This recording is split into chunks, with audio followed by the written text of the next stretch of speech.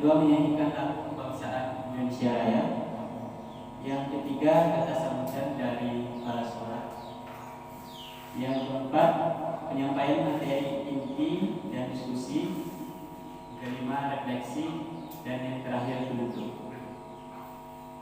Dan acara pertama yaitu pembukaan. Sebelum memulai acara, marilah bersama-sama kita membaca basmalah. Itu yang selanjutnya yaitu acara yang kedua, itu menyanyikan lagu kebangsaan Indonesia Raya. Dimohon untuk hadiran seluruh.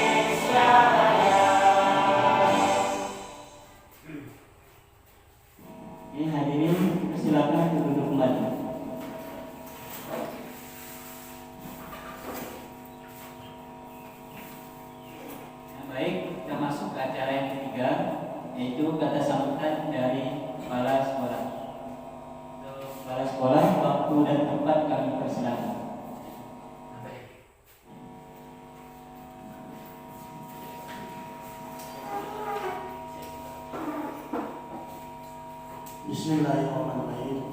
Assalamualaikum warahmatullahi wabarakatuh. Bapak Ibu yang punya saya hormati, terutama Pak Zaid sebagai guru penggerak. Mudah-mudahan dengan semangat yang tinggi dalam proses ini dapat terselesaikan dengan baik, dan saya sebagai kepala sekolah mengenai program nilai guru penggerak ini sangat mendukung. Mudah-mudahan dengan adanya kegiatan ini guru-guru dapat bisa mengembangkan potensi dan kualitas masing-masing. Saya selaku kepala sekolah sekali lagi berharap untuk Pak Zaid dapat melanjutkan, menyelesaikan dengan tepat program ini, dan kepada kawan-kawan yang lain semoga dapat mengikutinya. Semoga ini dapat langsung dengan lebih baik lagi. Saya kepala sekolah sangat mendukung kegiatan hal ini, dan mudah-mudahan dapat berjalan dengan lancar. Sebelumnya saya mohon maaf, ini dapat dibacakan. Wabillahi taufiq wal hidayah. Wassalamualaikum warahmatullahi wabarakatuh.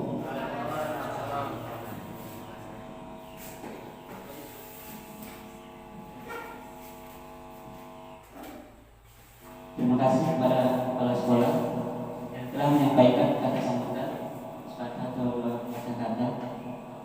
Oke, yang selanjutnya yaitu acara yang ketiga, penyampaian materi inti dan diskusi. Kepada pemateri, waktu dan tempat kami persilakan.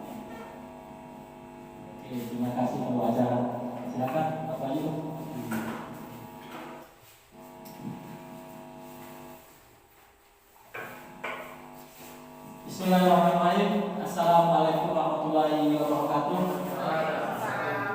Alhamdulillah kita panjatkan puji dan syukur kehadirat Allah Subhanahu wa taala karena pada pagi hari ini kita masih dalam keadaan sehat walafiat, bisa berkumpul dan melaksanakan tugas kita masing-masing. Hari ini saya selaku penggerak mengundang Bapak Ibu semuanya untuk melakukan aksi nyata modul 1.4 selama ini kami pelajari. Yang kami hormati Bapak Kepala Sekolah SDN 7 Sanggam, Bapak Sudirman SPD, rekan-rekan guru semuanya yang kami hormati, dan tenaga kependidikan. Alhamdulillah kegiatan ini bisa terlaksana berkat dukungan dari kepala sekolah dan rekan-rekan semuanya. Sebelumnya bisa Bapak Ibu bisa melihat sini ada terpampang di depan kita, ada gambar yang bertuliskan aksi nyata pembebasan modul 1.4 budaya positif yang dilaksanakan di SDN 7 Selangor, Kecamatan Selangor Timur, Kabupaten Sambas. Sebelumnya perkenalkan fasilitator saya, mungkin Bapak Ibu bisa lihat, bernama Bapak Irwan Wahyudi SPD sebagai fasilitator saya untuk daerah Kabupaten Sambas. Beliau menghandle sekitar 27 orang CGP. Bapak Irwan Wahyudi sangat muda namanya. Beliau mengajar di Buku Raya. Dulu pernah honor di Singkawang. Kalau honor Singkawang, teman-temannya banyak kenal dengan beliau, Mas Sultan. Selanjutnya ada Pak Cipto MPD.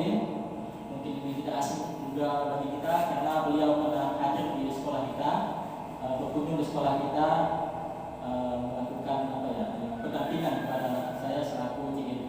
Beliau mengajar di Tekarang, di SMP Tekarang. Beliau. Selanjutnya saya sendiri selaku CGP di Kabupaten Sambas.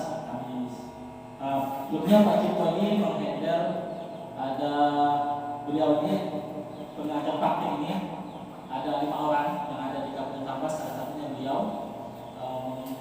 Membawahi ada beberapa, kalau daerah Selakau Timur, beliau yang menghandle sekitar 5 orang beliau yang CGP.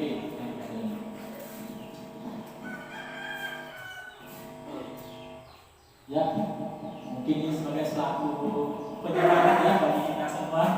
Selamat datang para guru hebat semuanya beserta diseminasi kegiatan ini, aksi nyata modul 1.4 di SDN 7 Sanggam. Mari belajar bersama, berkolaborasi, saling mendukung demi memberikan disiplin positif di sekolah kita tercinta. Ini menjadi sebuah motivasi kita untuk melaksanakan kegiatan ini. Untuk agenda kita seperti ini, tadi sudah disampaikan dengan pembawa acara. Nah, ini isi materi modul 1.4. Modul 1. Kalau CGP ini ada 3 modul ya. Ini salah satu modul yang 1.4 ya. Kalau modul 1 ada lagi 1.1, 1.2, 1.3, 1.4. Nah, ini 1.4 ini materinya seperti ini. Ini materi paling banyak. Ini bahasa Bapak Ibu lihat, disiplin positif dan nilai kebajikan universal. Yang kedua teori motivasi, hukuman dan penghargaan restitusi. Yang ketiga keyakinan kelas. Keempat kebutuhan dasar manusia dan dunia berkualitas. Kelima 5 posisi kontrol, 6 restitusi, 3 restitusi. Nah, ini isi materi dari modul 1.4 budaya positif.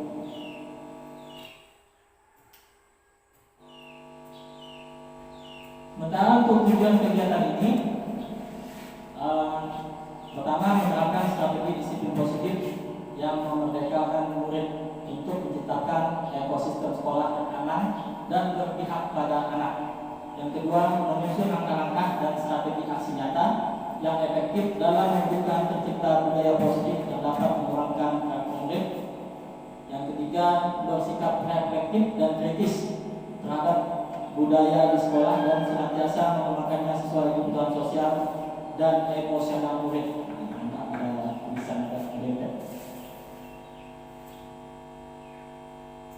Sebelum kita masuk ke materi, mengapa ini menjadi sebuah penelitian, pertama berasal dari filosofi pendidikan Indonesia, terutama kita sangat mengenal Ki Hajar Dewantara ya. Sementara mungkin tidak asing dari kita kecil Ki Hajar Dewantara. Jadi pengajaran merupakan proses pendidikan dalam memberi ilmu atau berfaedah untuk kecakapan hidup anak secara lahir dan batin. Pendidikan memberi tuntunan terhadap segala kekuatan kodrat yang dimiliki agar anak yang mampu mencapai keselamatan dan kebahagiaan yang setinggi-tingginya baik sebagai seorang manusia maupun sebagai anggota masyarakat. Nah, ini pendidikan. Maksud pengajaran pendidikan yang berguna untuk kehidupan bersama ialah memerdekakan manusia sebagai bagian dari persatuan rakyat. Nah, ini pengajaran kita ini, kita selaku guru yang memberi ilmu atau berfaedah untuk kecakapan hidup. Pendidikan ini untuk kecakapan hidup anak secara lahir dan batin. Nah, ini pendidikan itu seperti itu. Itu yang memang kita menjadi tujuan dari pendidikan kita di sekolah-sekolah.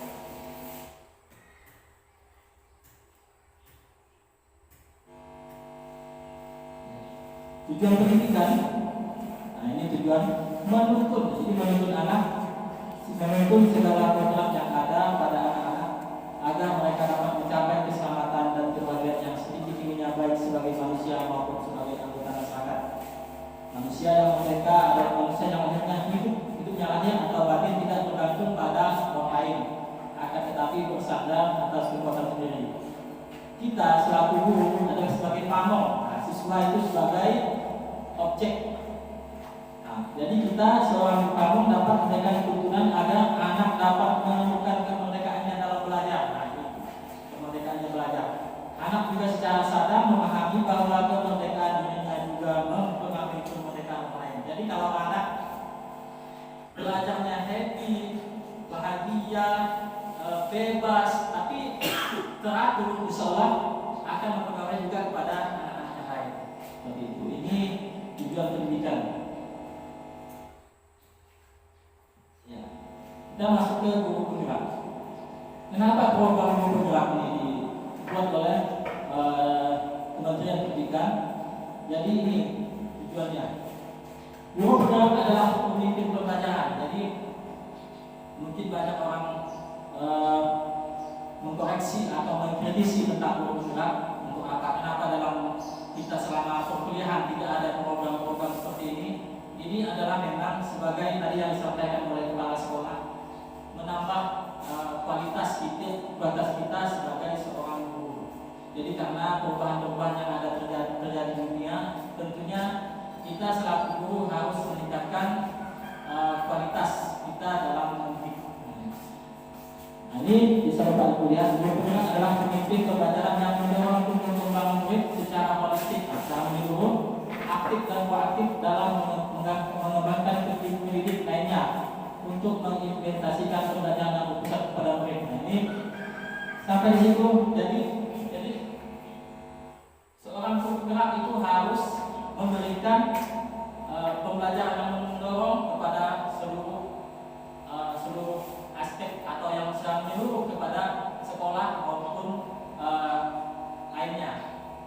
Jadi mengembangkan pendidikan agar pendidikan itu benar-benar berpusat pada murid serta menjadi teladan. Nah, ini penggeraknya.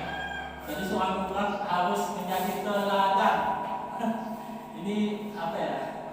Masih menjadi sebuah tantangan dan harus memang dicamkan betul-betul ini menjadi teladan dan agen transportasi. Nah, akan jadi agen. Kalau jadi agen itu besar seperti ini. Jadi agen transportasi ekosistem pendidikan untuk profil pelajar Pancasila. Ya, akhirnya berubah pada profil pelajar Pancasila.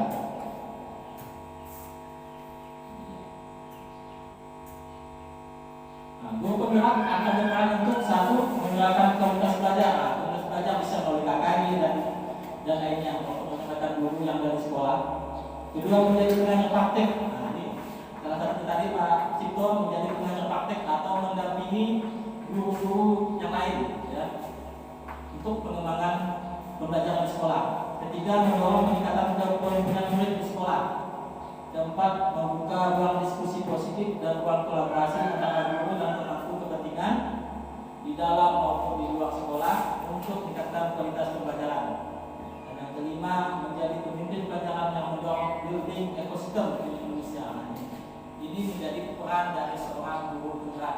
Alhamdulillah, teman-teman kita di sini ada 4 orang masih dalam proses. Mudah-mudahan saya doakan dulu semua. Jadi mudah-mudahan bisa mengikuti jejak saya mungkin nanti. Mudah-mudahan bisa lulus 4 orang ini. Nah, kita saling berkolaborasi nanti. Dan kita sangat terima kasih kepada kepala sekolah yang selalu mendukung program-program seperti ini.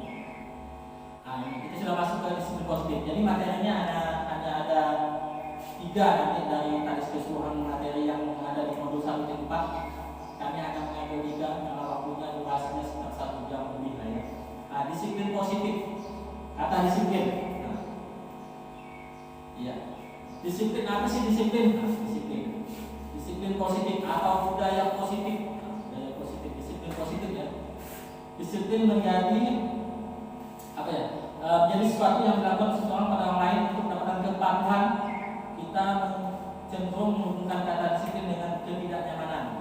Disiplin positif merupakan salah satu cara penerapan disiplin yang bertujuan untuk menumbuhkan kesadaran serta memberdayakan anak untuk melakukan sesuatu tanpa sogokan, ancaman maupun hukuman. Ini bukan kepada kita selaku guru, tapi disiplin positif ini kita arahkan, kita fokuskan kepada murid, bukan kita ya, tapi kita tetap menjadi ialah agennya ya. Sebagai tujuan kita adalah menciptakan anak-anak yang memiliki disiplin diri sehingga mereka bisa berperilaku dengan mengacu pada nilai-nilai kebajikan universal dan memiliki motivasi intrinsik bukan ekstrinsik. Jadi nilai-nilai kebajikan universal itu contohnya seperti ini Bapak Ibu. Ada rasa hormat, ada kasih sayang, ada menghormati, ada peduli, ada nasionalisme. Itu adalah nilai-nilai dari kebajikan universal, nilai-nilai kebajikan. Ya. Sebelum itu kita dapat perubahan paradigma ya. Menurut Stephen R. Covey, Principles of Leadership tahun 1991 mengatakan bahwa bila kita ingin membuat kemajuan perlahan sedikit-sedikit, ubahlah sikap atau perilaku Anda. Nah, ini dari Stephen R. Covey. Namun bila kita tidak ingin memperbaiki cara-cara utama kita, maka kita perlu mengubah kerangka acuan kita. Jadi kalau kita mau melakukan perubahan, kemajuan, ubah sedikit demi sedikit, baik mengubah sikap maupun perilaku. Namun bila kita ingin memperbaiki cara-cara utama kita, maka kita perlu mengubah kerangka. Jadi kerangkanya pemikiran kita lagi. Ubahlah bagaimana Anda melihat dunia, bagaimana Anda berpikir tentang manusia, ubahlah paradigma Anda. Skema pemahaman dan penjelasan aspek-aspek tertentu tentang realitas. Nah, ini ubah paradigma yang memang kita ubah.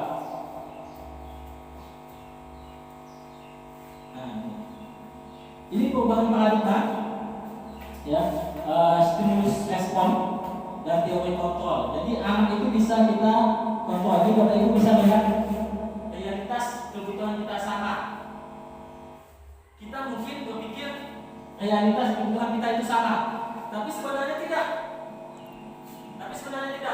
Realitas kebutuhan kita itu berbeda semua, baik anak maupun kita sendiri itu berbeda. Terus semua orang melihat hal yang sama. Melalui teori kontrol, setiap orang memiliki gambaran yang berbeda. Mungkin kita pernah berpikir seorang anak 1 tambah 1, mungkin dia berpikir ada yang menjawab sama dengan 2. Tapi ada anak yang berpikir 1 tambah 1 sama dengan 11. Apakah harus kita kesalahan? Tidak. Tidak. Ada di Amerika, gara-gara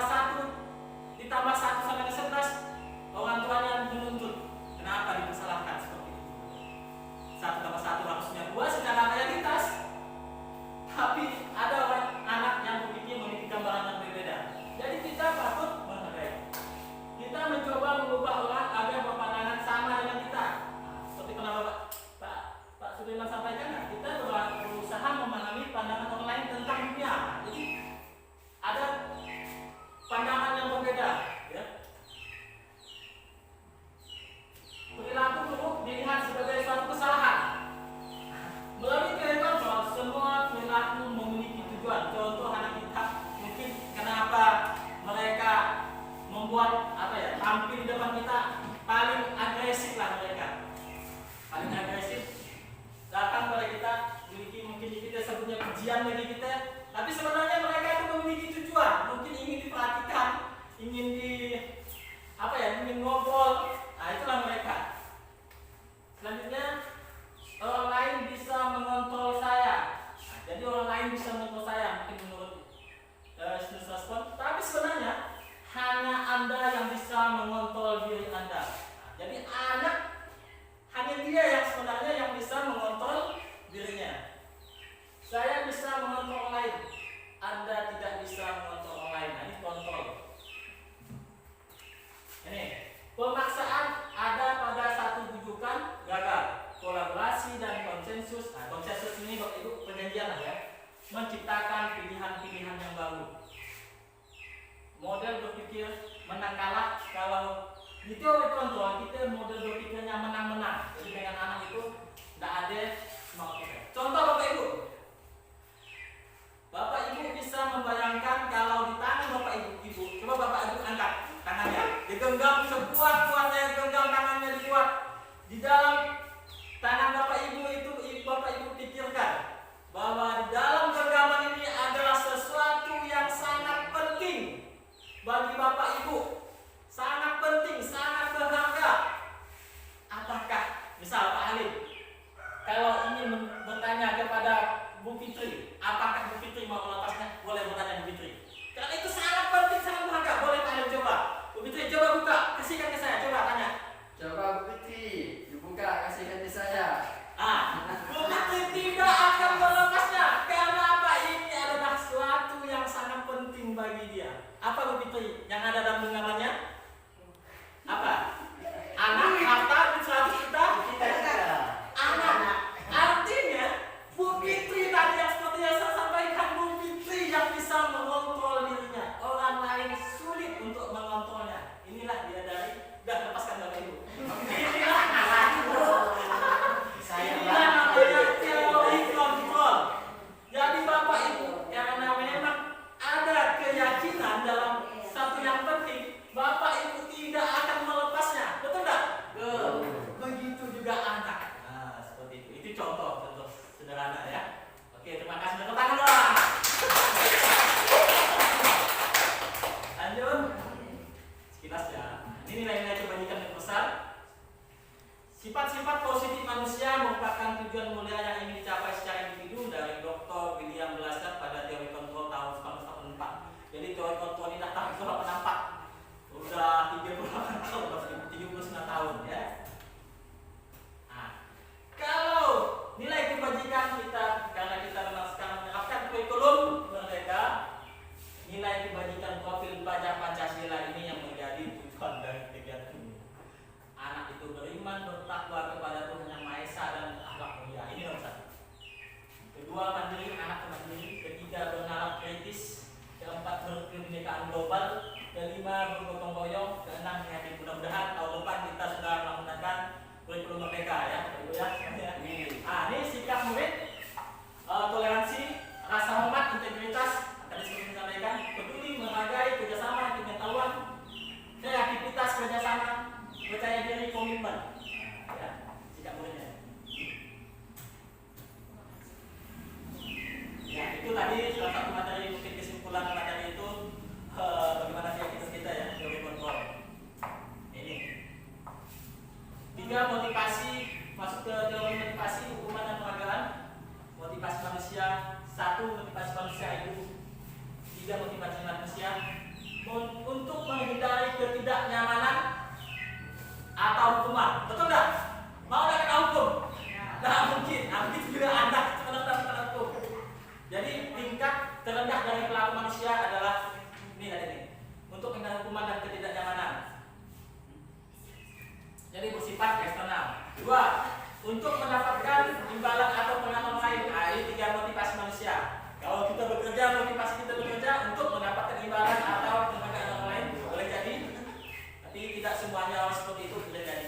Mereka melakukan sebuah tindakan untuk mendapatkan pujian dari orang lain yang menurut mereka penting dan mereka katakan dalam dunia berkualitas mereka. Apa yang akan saya dapatkan apabila saya melakukannya? Itu pertanyaannya. Kalau misal kita bekerja, kalau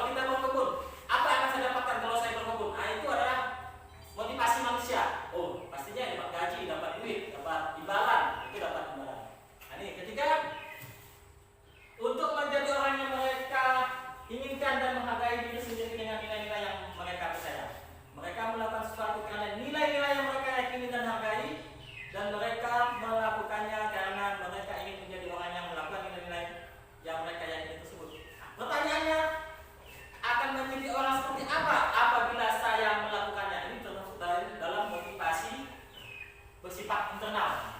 Misal kita mengajar, akan menjadi seperti apa apabila saya melakukannya, melakukan anak. Oh, agar anak menjadi pintar, cerdas, seperti itu, ya. Ini hukuman dan penghargaan. Jadi kami diajarkan bagaimana membedakan sebuah hukuman dan penghargaan kepada murid. Ini contohnya. Hukuman bersifat tidak terencana atau tiba-tiba. Ini hukuman ya, tanda kutip. Hukuman itu bersifat tidak terencana. Misal, kita ada contohnya ya. Anak atau murid tidak tahu apa yang akan terjadi dan tidak dilibatkan. Hukuman bersifat satu arah. Contoh, mana pernah melakukan? Potong rambutmu. Contoh hukumannya. Tidak mau tahu, gunting rambutmu. Jadi anak itu tidak pernah dilibatkan. Contohnya sebenarnya. Hukuman bersifat satu arah dari guru yang memberikan, dan murid hanya menerima suatu hukuman. Nah, apa dari sepatu? Ambil sepatumu, bongkar dan bakar. Mungkin seperti itu. Baik sebelum atau sudahnya, hukuman yang diberikan bisa berupa fisik maupun psikis. Murid anak disakiti oleh suatu perbuatan atau kata-kata. Nah, mungkin kita melakukan perbuatan dari omongan kita, mungkin bisa perundungan kita pada anak, bisa jadi itu hukuman. Konsekuensi adalah suatu terencana dan sudah disepakati. Nah, ini konsekuensi. Ini antara hukuman dan konsekuensi. Kalau konsekuensi sudah terencana atau sudah disepakati antara kita dengan anak, nanti kita bahas selanjutnya. Sudah dibahas dan disetujui. Contoh, misal kita di kelas bersama-sama meyakini tidak datang terlambat, tidak saling menjaga keamanan. Nah, itu contoh kita di kelas. Sudah setujui dan bersama-sama dengan murid. Umumnya bentuk-bentuk konsekuensi dibuat oleh pihak guru atau sekolah, maupun dari sekolah ini biasa peraturan ya. Dan murid sudah mengetahui sebelumnya konsekuensi yang akan diterima bila ada pelanggaran. Contoh, kalau murid ada 3 kali tidak hadir, nah kita harus tanya betul kepada mereka, kepada orang tuanya. Murid tetap dibuat tidak nyaman untuk jangka waktu pendek, diberikan berdasarkan suatu data yang dapat diukur. Misalnya setelah 3 hari tugasnya tidak diselesaikan pada waktu yang diberikan. Tugas 3 kali kumpulkan. Ini perbedaan hukuman dan konsekuensi. Ada hukumannya sesuatu yang menyakitkan harus terjadi. Kalau konsekuensi sesuatu harus terjadi. Membuat anak sakit fisik maupun hati untuk jangka waktu lama. Membuat anak merasa tidak nyaman dalam jangka waktu pendek. Nah, ini konsekuensinya. Anak membenci kedisiplinan. Anak menghargai disiplin. Kita guru biasa mudah paksaan, Kalau kita tidak, kalau di konsekuensi melalui stimulus, tanggapan, kolaborasi, bertanya betul dengan mereka apa kendalanya misalnya. Mendorong anak menyakiti diri sendiri, mendorong anak agar mudah menyesuaikan diri. Itu bedanya. Selanjutnya hukumannya konsep diri yang buruk, konsep diri yang baik kalau di konsekuensi. Anak belajar untuk menyembunyikan kesalahan. Kalau di konsekuensi, anak belajar untuk mematuhi peraturan. Ada hukuman yang marah, rasa bersalah, dipermalukan, merasa tak dihargai.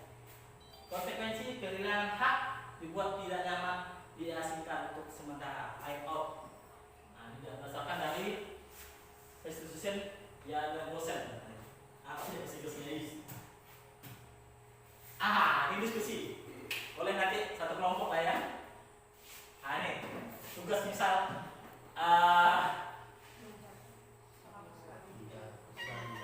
ada spidol kan?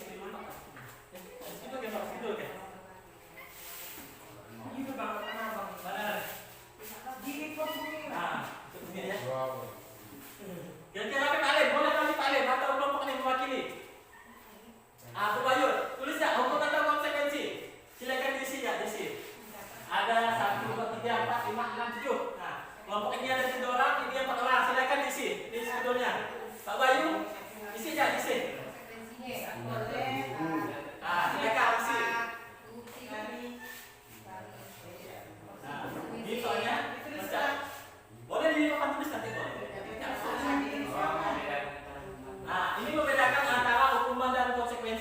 Jawabannya boleh konsekuensi atau hukuman. Bisa mencatat 100 kali dalam buku kalimat. Saya tidak akan ulang lagi karena terlambat sekolah. Hukuman atau konsekuensi. Basic.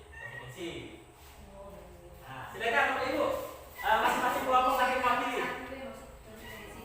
Jawabannya hukuman atau konsekuensi. Ini kan pilihannya. Ini pilihannya. Nah, silakan maju. Nah, satu kelompok ini, Bu Bayu. Ada yang penting jawabannya. Nah, tanya kawannya lah, boleh. Tolong-tolong. Semen. Kepet semua lah. Ada dulu. Pak Bayu.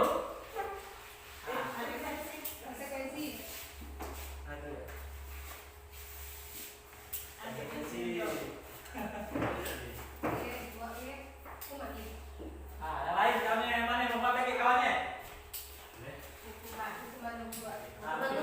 Dua itu Pak Bayu. Ayo ke diskusinya.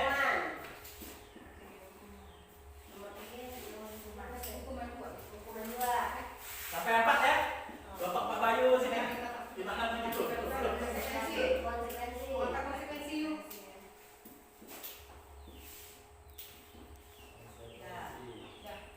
Ya, tepuk tangan dong kelompok satu.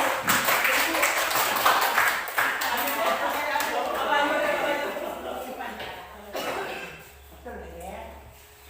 Ini mungkin ini sebagian realita yang telah kita lakukan sebagai murid.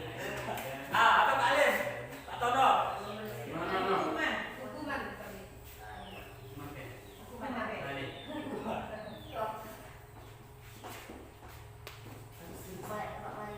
Fisika. Kenal, Pak Tono, apa yang Pak Alim?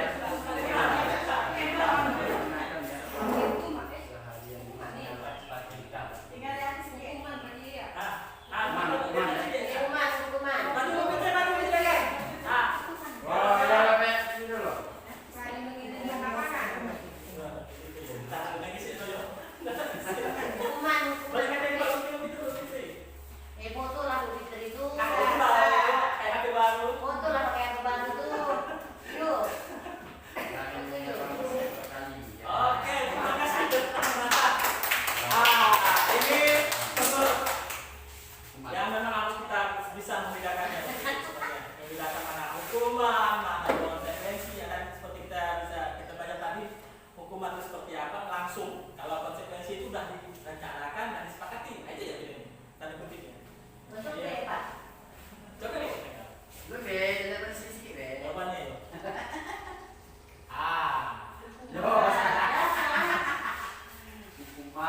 Berulang sekali di dalam buku. Saya tidak akan ulama lagi. Karena ulama sholat. Anda langsung, tidak ada rencana kan? Tunjuk langsung. Ya, tulis 100 kali. Tuh. Jawabannya. Nah, sudah. 7. Lari di lapangan basket 2 kali karena terlambat. Untuk pelajaran videokan. Karena terlambat. Dan baru sudah sepakati dia. Karena terlambat 10 menit. Kan berarti kalau dia terlambat 10 menit kan nih. Misalnya kita dengan siswa, kalian tidak boleh terlambat 10 menit. Kalau tidak terlambat 10 menit, kita berlari di lapangan. Iya kan? Ini tandanya, apa clue-nya. Dari mengelilingi lapangan basket 2 kali karena terlambat. Dan spontan kalau kita ada perjanjian. Iya, atau kesepakatan kita, kesepakatan kelas. Ya, seperti itulah ya. Jadi, bagi 6, murid disuruh untuk tidak mengenakan sepatu saya di sekolah karena tidak mengenakan sepatu hitam. Nah, ini langsung. Murid disuruh tidak sepatu hitam, ada yang selamat ya. Misalnya kita langsung respon juga dari kami ya. Hukuman, betul. Membersihkan tumpahan air di meja tulis karena tersenggol pada saat belajar. Kan? Membersihkan, bukan di sini aja. Jadi konsekuensi lah. Kalau kita numpahkan air, ya tidak lah. Kalau itu anak kita yang kelas 1, kalau dia kencing jadi aneh, kita mau mau. Kita masih kecil. Kalau udah besar,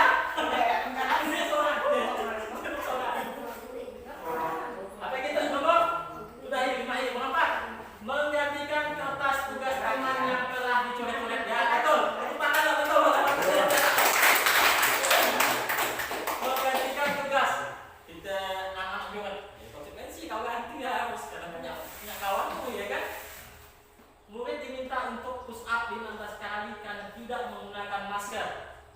Nah, Kuman. Kuman. Oh, iya. Bisa. Kuman lagi. Betul. Mantap. Dari menggunakan basket 2 kali karena terlambat hadir di sekolah. Ya, kali karena tidak ada waktu. Kalau ada jeda waktu ya, itulah ilmunya. Ya, oke, makasih Bapak Ibu semuanya. Mantap ya. Bapak Ibu betul ya. 1, 2, 3, 4. Apa 3? Itu kan? 1 betul. 2, 3, 4. Betul kan? Alhamdulillah ya. Mantap. Oke, makasih. Pak tidak. Kalau pakai poster dengan Twitter sudah ada lumayan lah. Ya, selanjutnya materi keyakinan kelasnya Bapak Ibu. Mengapa keyakinan kelas? Mengapa tidak peraturan kelas saja? Kita di sekolah udah ada peraturan. Kita udah ada peraturan yang mungkin di dinding yang dibuat kalau terlambat seperti apa, kalau tidak masuk ke baju gimana, kalau tidak upacara gimana, itu udah ada di. Nah, ini contoh. Jawablah pertanyaan berikut ini. Nah, Bapak Ibu ya. Misal, mengapa kita memiliki peraturan tentang penggunaan helm? Nah, ini yang hari-hari digunakan ya Bapak Ibu ya. Pada saat mengendarai kendaraan roda 2 atau motor, kemungkinan jawaban Anda untuk keselamatan, betul? Nah, ini keselamatan kita. Kenapa pakai helm? Karena keselamatan. Mengapa kita memiliki peraturan tentang penggunaan masker dan mencuci tangan setiap saat? Kemungkinan jawaban Anda untuk kesehatan atau keselamatan. Nah, pakai masker mungkin COVID kemarin kita pakai masker untuk kesehatan dan keselamatan.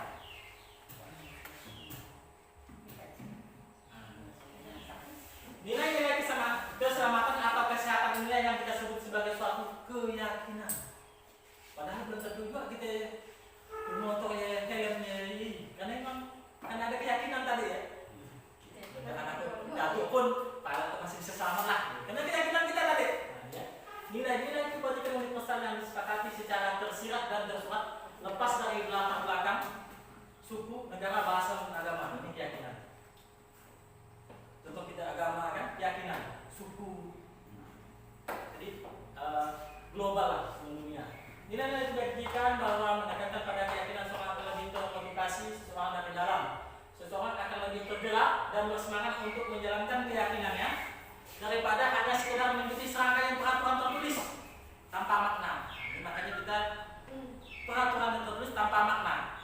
Mungkin kita buat peraturan tapi tanpa makna, tanpa disadari oleh anak itu sendiri. Tidak kita sepakati atau konsekuensi tadi. Murid-murid pun demikian, mereka perlu mendengarkan dan memahami arti sesungguhnya tentang peraturan-peraturan yang diberikan. Apa nilai kebajikan di balik peraturan tersebut? Apa tujuan? Nah, ini pengalaman kita evaluasi ya. Dan menjadi tidak tertarik atau takut sehingga hanya sekedar mengikuti peraturan-peraturan yang mengatur mereka tanpa mengambil tujuan mulianya. Misal kita beri peraturan, kalau terlambat tunggu sampah, misal pakai sepatu, tidak pakai sepatu, ambil sandalnya. Kan biasa gitu kan. Apa tujuannya ya? Tujuannya apa ya?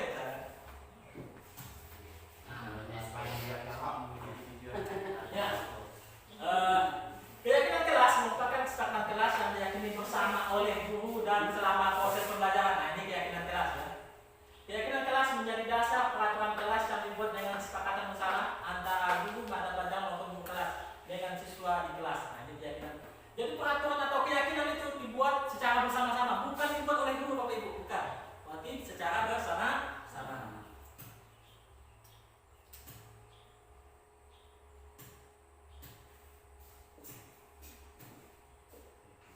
Nah, ini ya. Apa alasan membuat keyakinan kelas? Sebuah keyakinan dibuat bersama semua anggota kelas, yaitu guru dan murid. Dengan adanya keyakinan kelas diharapkan dapat meningkatkan kedisiplinan murid, yakni disiplin diri yang muncul dari dalam diri. Nah, ini biar mereka itu tergugah sendiri, bisa menyadari apapun kesalahannya ataupun kekurangannya ya. Nah, gimana cara merumuskannya? Nah, ini Bapak Ibu, siswa menulis keyakinan mereka inginkan, guru dan siswa mengulas keyakinan yang telah tertulis, guru dan siswa memilih keyakinan kelas yang penting. Nah, ini. mengubah keyakinan kelas menjadi kalimat positif. Nah, ya. Mengecek dan menyemarakan keyakinan kelas. Nah, ini cara merumuskan dari keyakinan kelas.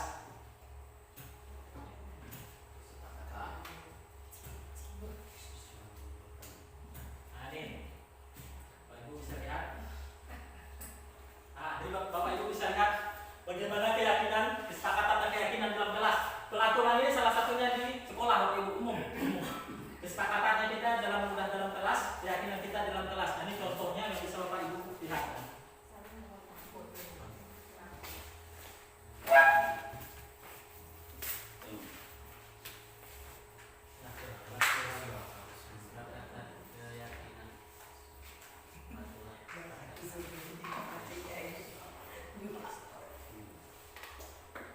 Nah, ini Bapak Ibu, untuk peraturan mungkin biasa di depan kantor, biasa ada peraturan sekolah. Siswa hadir 15 menit sebelum pelajaran dimulai. Siswa harus mengerjakan tugas. Kesepakatan, siswa tidak boleh datang terlambat sekolah. Misal kita ke kelas kita. Nah, apa keyakinan kesepakatan kita? Misal, kami tidak boleh terlambat Pak. Siswa melakukan tugas tepat waktu. Jadi dan lain-lain. Kalau keyakinannya, saling menghormati orang lain dan berkomitmen. Siswa memiliki tanggung jawab dan kejujuran. Ini keyakinan. Jadi keyakinan ini ditimbulkan di dalam kelas. Contoh ini yang sudah saya buat di kelas saya ya. Kalau format ini contoh dari luar. Kalau ini contoh nih, mereka ini tulisannya datang. Betul lupa saya. Kecil soalnya. Tidak boleh datang terlambat, melakukan tugas tepat waktu. Jadi dibuat menjadi sebuah kalimat positif aneh. Apa motivasinya? Keyakinan kelas 4B SDN 07 Sanggar misalnya. Kita di situ belajar dan kelas itu bahagia. Bagaimana sebenarnya?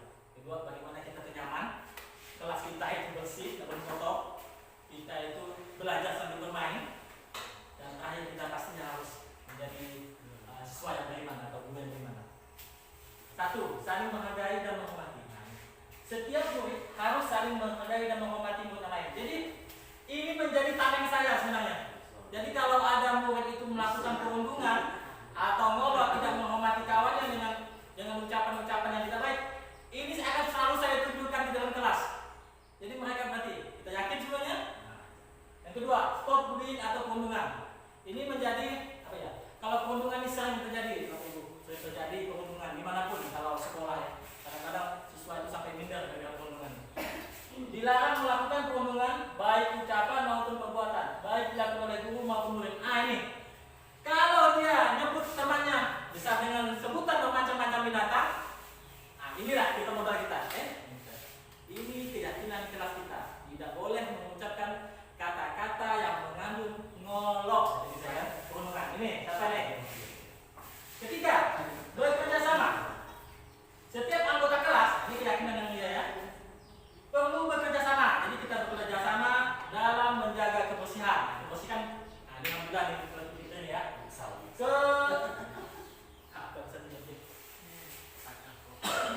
Keamanan.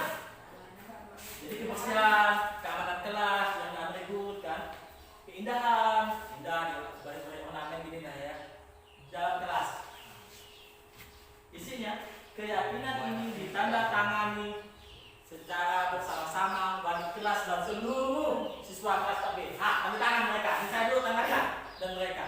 Jadi ini memang betul-betul, kalau saya terapkan ini betul-betul bagus, Bapak Ibu. Jadi kalau bisa nanti Bapak Ibu selanjutnya ya bisa buat seperti ini. Memang ini menjadi apa ya, acuan kita. Jadi kalau ada sama-sama anak yang tadi saya bilang ngolok tadi atau merundung, kita selalu diingatkan. Karena tadi keyakinan ini tidak bisa diubah-ubah. Karena kita dalam kelas bersama-sama. Kalau daerah lain ada contoh dari luar ini ya.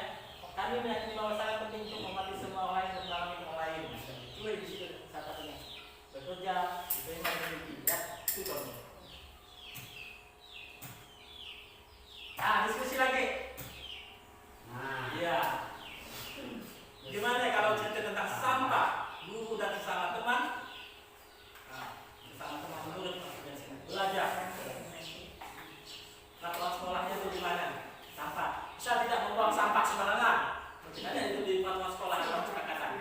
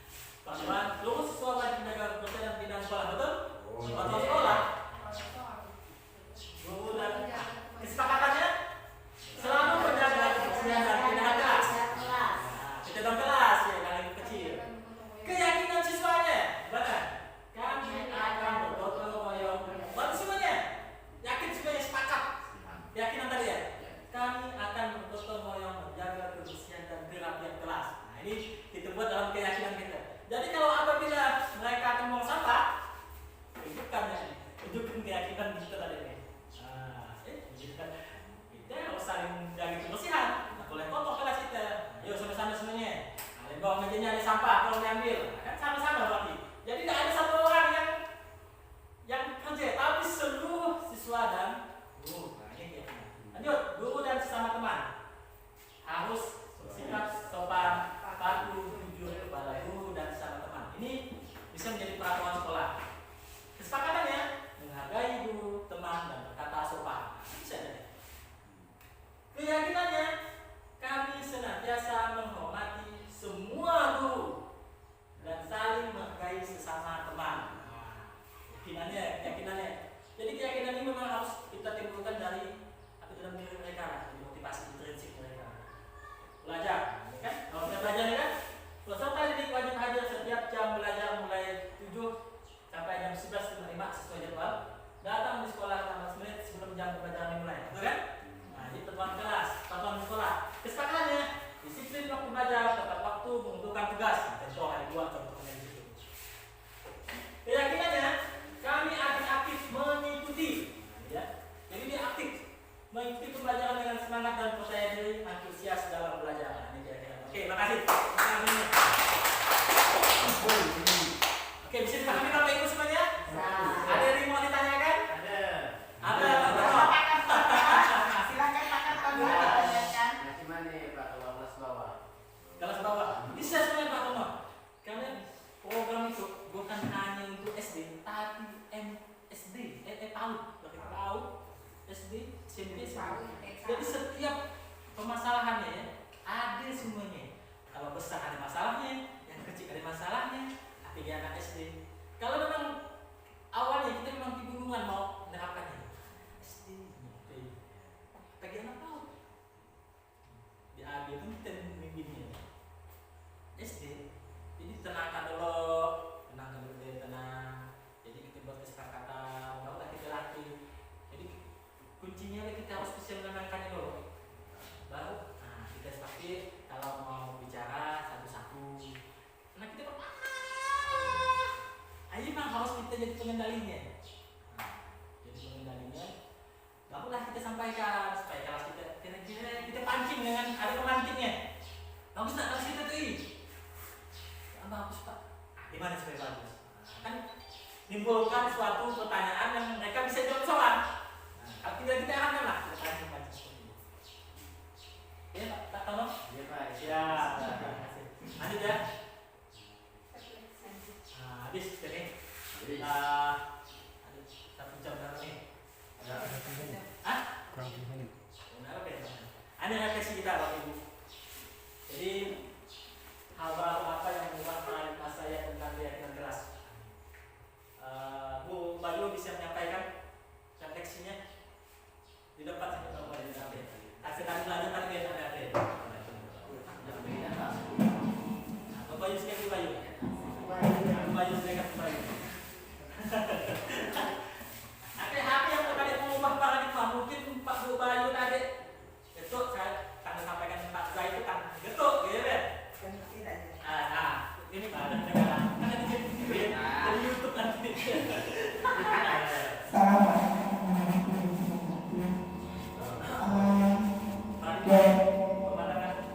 Pemikiran baru ya. Mau satu ya. Satu boleh. Paradigma saya tentang Ya kita lah sampai di materi materi yang disampaikan Pak Zaid. Jadi saya tahu yang saya dapat di situ, saya tahu hukuman, yang mana hukuman, yang mana konsekuensi, dan saya banyak mendapatkan hal-hal yang baru yang terkadang kita anggap hal yang sebenarnya bukan hal baru, tapi hal yang dah lama, cuman kita mungkin belum terlalu jauh untuk memahaminya. Mudah-mudahan ke depannya dengan adanya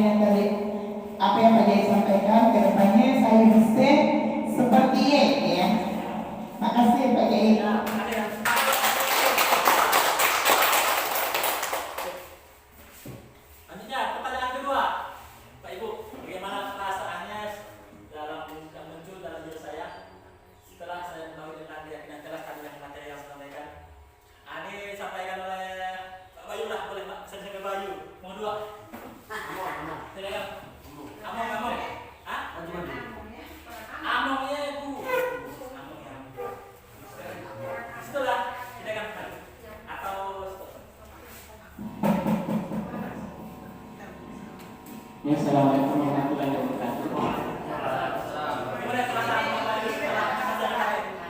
Perasaan saya yang muncul setelah saya mengikuti yang jadi saya dapat mengetahui apa itu hukuman dan apa itu konsekuensi. Setelah itu dari hukuman dan konsekuensi tersebut timbullah peraturan, kesepakatan dan keyakinan jelas. Dan dapat gambaran. Ya, oke, makasih Pak Bayu. Ya, makasih Pak Bayu. Selanjutnya, peran among atau guru seperti apakah yang bisa saya lakukan selama ini? Apakah bagaimana? Apakah selama ini telah lakukan sudah seperti ini atau belum? Nah, silakan Bu Fitri. Nah, kita merefleksi lah. Kita tak ada salah, kita hanya kolaborasi kerjasama ya. Sebenarnya sudah saya lakukan tapi belum sedetail dia lah. Insya Allah nanti saya lakukan seperti apa yang sudah dijelaskan Pak Zaid tadi. Ya, terima kasih. Lalu tempat saya akan menjadi among seperti apakah yang sudah melakukan kerja keras? Saya akan menjadi among atau guru seperti apa ya?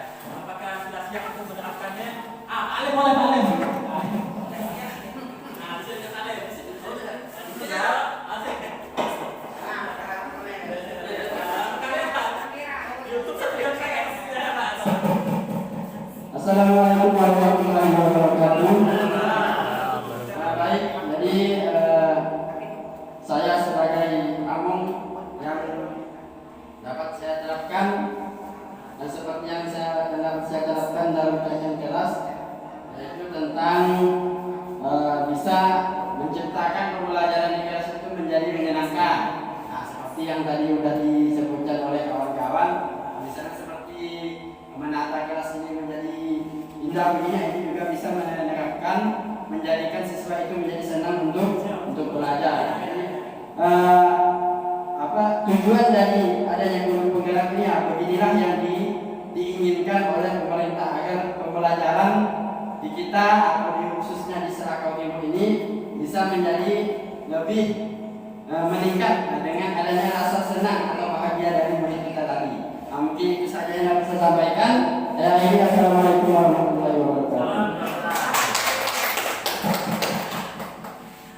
Alhamdulillah, terima kasih Bapak Ibu semuanya. Hapus untuk kita semua dulu, hapus. Ya Bapak Ibu, bagaimanapun peran kita ini yang mengucapkan juga kepada kepala sekolah Sudirman. Kalau tanpa peran dan dukungan beliau, kita ini tidak bisa ngapa-ngapa kalau tidak ada dukungan ya. Alhamdulillah, kita mudah-mudahan dan beliau sehat selalu. Pak.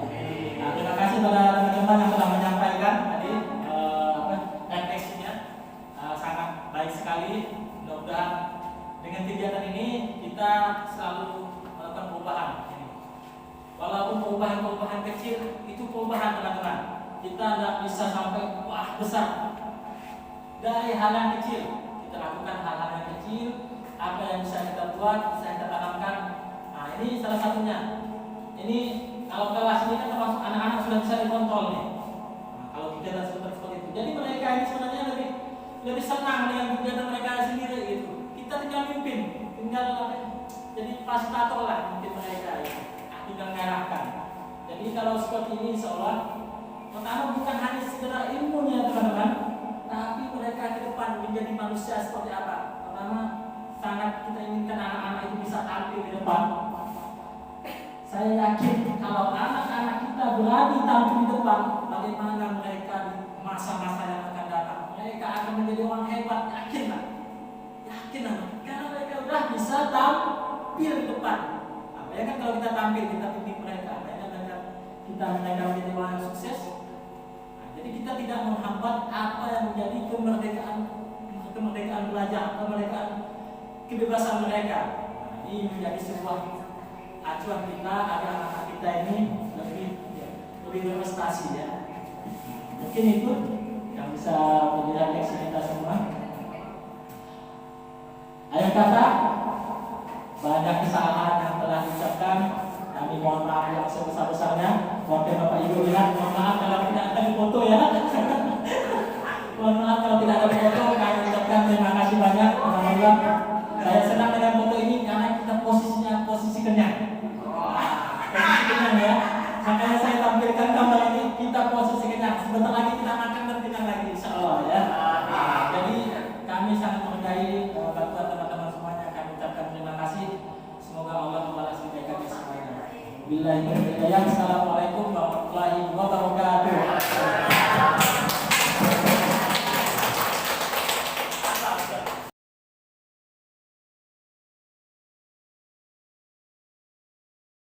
Keyakinan kelas 4D di SDN Skill Seragam pertama ingin bahagia. Ya, selanjutnya inginnya selanjutnya bersih. Terus belajar sambil bermain. Senang tak? Terus beriman dan bertakwa. Beriman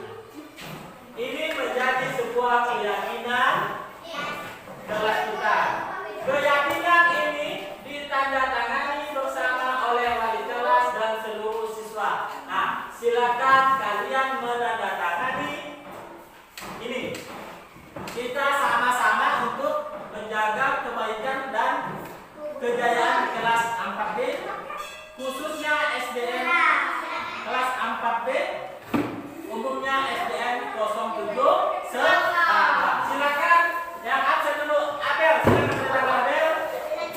Bebas di sini deh. Bapak dulu tangan Bapak di kelas. Baik. Wah. Ya. Ya, silakan Abel. Di sini diserah, sini boleh. Ya, Abel lanjut. Aditya. Silakan Aditya. Jadi sudah putar. Ya, kalau habis tidur ya. Selanjutnya siapa? Agin.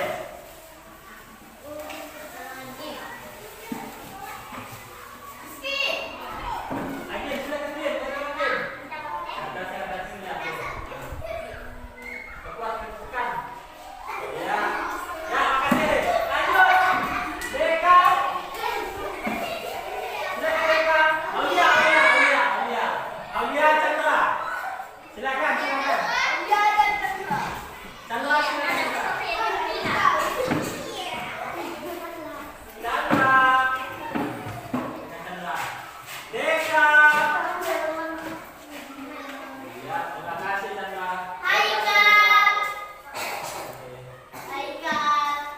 Iya, makasih Deka. Lanjut Haikal.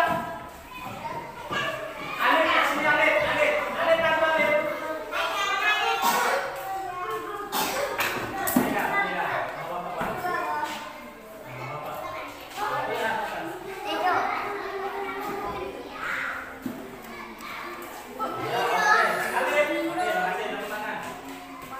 Oke, Alif lanjut satu lagi. Nurul Rehan.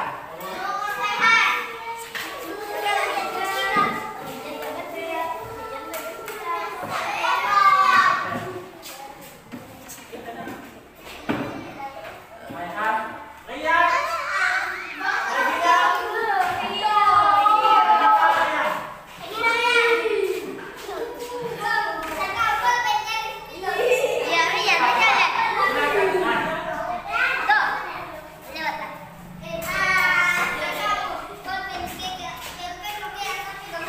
Rian, lanjut. Rinto Rizky. Rinto Rizky. Silakan Aditya. Aditya silakan duduk Aditya. Duduk, bentar. Nah, silakan.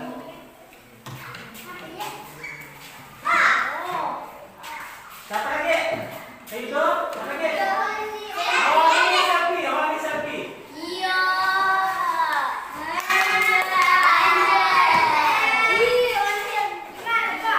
Tangan situ. Ya. Ya, terus. Iya. Selfie. Pila. Terus pila. Lanjut pila.